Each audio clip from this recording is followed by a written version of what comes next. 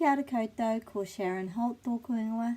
Today I wanted to talk about some different ways that we can say phrases that are common in English, and you might want to add them to your use of te reo.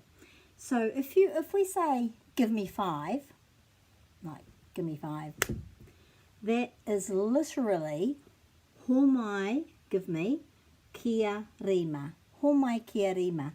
And the reason for the kia there is that if you're asking somebody kia hia ngā huka, how many sugars, for example, in your coffee, kia hia, this is to do with how many of something somebody wants. So when you want five, give me five, homai kia rima. Homai kia rima, give me five. Another way to say that is high five, which in English is pretty much the same thing. Rima for five and taitei for high. Rima taitei, high five, so that might be a higher one.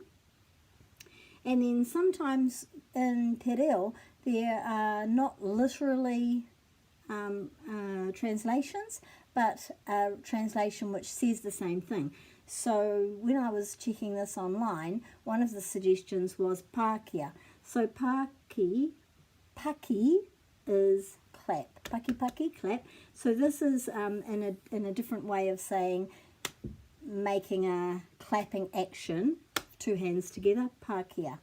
So pākia, high five, give me five.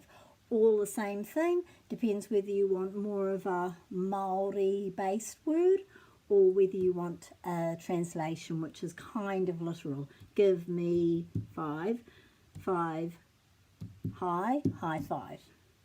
So hopefully that will help. Ka kite.